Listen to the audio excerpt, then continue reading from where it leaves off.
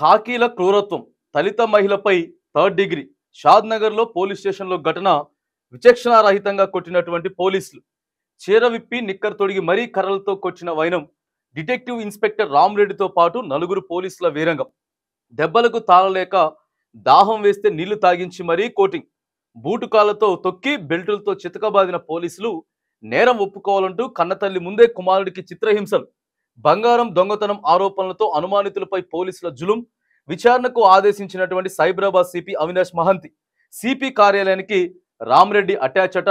ఒక్కసారి చూడండి, కాకీల క్రూరత్వం దళిత మహిళపై థర్డ్ డిగ్రీ ప్రయోగించారు. ఫ్రెండ్లీ పోలీసింగ్ కనపడుతున్నది ఇక్కడ. ఇదే కదండి ఫ్రెండ్లీ పోలీసింగ్. థర్డ్ డిగ్రీ ప్రయోగించి కన్న కొడుకు ముందే తల్లిని ఇష్టం వచ్చినట్టు కొడతా ఉందట. కన్న తల్లిని ఇష్టం వచ్చినట్టు కొట్టి చేయనటువంటి నేరాన్ని ఒప్పుకోవాలా, మీరే దొంగతనం చేసినట్టు ఒప్పుకోవాలని చెప్పేసి మరి పోలీసులు విచక్షణ రహితంగా ఇష్టం వచ్చినట్టు కొట్టిర్రు. చూసినరా ఎంత దారుణమైన పరిస్థితితో. దెబ్బలకి తాళలేక దాహం వేస్తే నీళ్లు తాగించి మరీ కొట్టిరట. బూటుకాలతో తొక్కి బెల్టుతో చితకబాదిరు. చీర విప్పి నిక్కర్ తొడిగి మరీ కర్రలతో కొట్టినటువంటి వైనం చూడండి. అఘాయిత్యాలు పోలీసుల చేష్టలుగా ఎట్లున్నాయండి. దళితులైతే చేసేస్తారా? దళితులైతే దొంగతనాలు చేసేస్తారా అండి? వాళ్ళకు కూడా కొంత ఆత్మాభిమానం ఆత్మగౌరవం ఉంటుంది కదా. చేయనటువంటి తప్పును ఎట్లా ఒప్పుకుంటారు వాళ్ళు? ఒప్పుకోమని చెప్పేసి చితకబాది రియల్ హాస్పిటల్ ఉన్నది మహిళ. కొడుకు ముందు కొడతా ఉంటే ఏమైనా ఉన్నదా? మరి ఎందుకు ఇట్లా చేస్తా ఉన్నారు? చట్టాన్ని ఎందుకు మీ చేతుల్లో తీసుకుంటా ఉన్నారు? ఎందుకు థర్డ్ డిగ్రీలు అవసరం లేని దానికి ఎందుకు థర్డ్ డిగ్రీలు చేస్తా ఉన్నారు? విపరీతమైనటువంటి పరిస్థితిగా ఇక్కడ కనపడుతూ ఉన్నది. కాకీల క్రౌర్యం మరోసారి బయటపడింది. బంగారం దొంగతనం ఆరోపణలతో దళిత మహిళలను అదుపులోకి తీసుకున్న పోలీసులు చిత్రహింసలకు గురి చేసిన ఘటన ఆలస్యంగా వెలుగులోకి వచ్చింది. ఏకంగా థర్డ్ డిగ్రీ ప్రయోగించడం సంచలనంగా మారింది. నిజం చెప్పాలంటూ కన్న కొడుకు ముందే ఆమెను చిత్రవధకు గురి చేశారు. పోలీసుల దెబ్బకు స్పృహ తప్పి పడిపోగా ఫిర్యాదుదారుడితో బాధితురాలి తలకు కాళ్లకు జెండుమాం రాయించి వాళ్ళ కారులోనే బాధితులను అర్ధరాత్రి ఇంటికి హుటాహుటిన తరలించారు. ప్రస్తుతం ఆ మహిళ తీవ్ర అస్వస్థతతోటి ఇంట్లో వేదన అనుభవిస్తా ఉన్నదట. ఇగో ఈ పోలీస్ అధికారేనండి.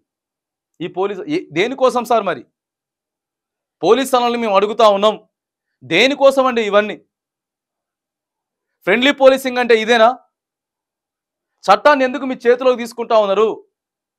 ఎంత మేరకు చేయాలో అంత మేరకు మీరు చేయండి, విచారణ చేయండి. అంతేగాని ఈ రకంగా కొట్టే పరిస్థితి ఎక్కడుందని అడుగుతా ఉన్నాం. అంటే చిన్న కులం అయితే, పేదోళ్ళు అయితే ఏది పెడితే వాళ్ళు చేస్తారా? అప్పులు చేస్తారా? అంటే వాళ్ళు అప్పులు చేసుకుంటారు, లేకపోతే ఇక వాళ్ళే ఎట్లా పడితే అట్లా బతుకుతారు, వాళ్ళే దొంగతనాలు చేస్తారు అనేది ఆరోపణ ఉందా?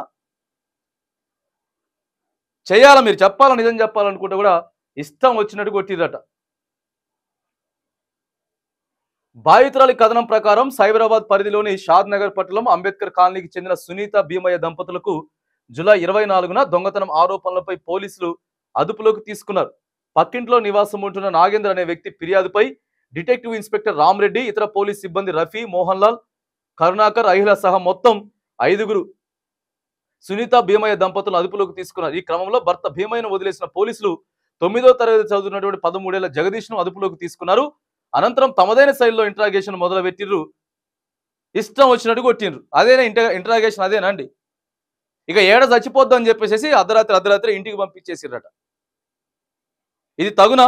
పోలీస్ అన్నలకి ఇది తగునా అని అడుగుతా ఉన్నాం. కంప్లైంట్ వస్తే విచారణ చేయండి, అంతేగాని ఈ రకంగా కొట్టి మీ డిపార్ట్మెంట్కి చెడ్డ పేరు తెస్తా ఉన్నారు. రోజు రోజుకి ఎక్కువైపోతా ఉన్నాయి ఇవి. ప్రజలకి ఫ్రెండ్లీ పోలీసింగ్ అలవాటు చేయండి అని చెప్పి రాష్ట్ర ప్రభుత్వాలు చెప్తా ఉంటే ఇగో ఈ రకమైన పరిస్థితి ఉన్నది. ముఖ్యమంత్రి గారు అమెరికాలో ఉన్నాడు. అమెరికాలో ఉండి ఈ విషయం ఆడిదాకా పోయింది, ముఖ్యమంత్రి గారి దగ్గర పోయింది. ముఖ్యమంత్రి దగ్గరికి పోతే వెంటనే సీరియస్ యాక్షన్ తీసుకోవాలి. అదే అట్లా కొడుతుర్రేందా, ఏం జరిగింది అసలు ఆడ అని చెప్పేసి ముఖ్యమంత్రి గారు సీరియస్ అయ్యిండు, యాక్షన్ తీసుకోమని చెప్పిండు.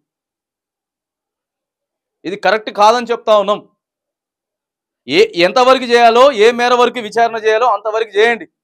తర్వాత కోర్టులు ఉన్నాయి, న్యాయస్థానాలు ఉన్నాయి, అన్నీ ఉన్నాయి, అవి తెలుసుకుంటాయి. అంతేగాని ఇష్టం వచ్చినట్టు కొట్టే చితక బాదడం, బట్టలు మార్పియడం, బూట్లతో కొట్టే హక్కు లేదు కదండి. దయచేసి ఇవన్నీ బంద్ చేయాల్సిన అవసరం అయితే ఉన్నది. బంద్ చేయాల్సిన అవసరం ఉన్నది. ఎంత మేరకు చేయాలో అంత మేరకు మీరు చేసుకుంటూ ముందుకు పోవాలే తప్ప చట్టాన్ని మీ చేతిలో తీసుకోవడానికి లేనే లేదు.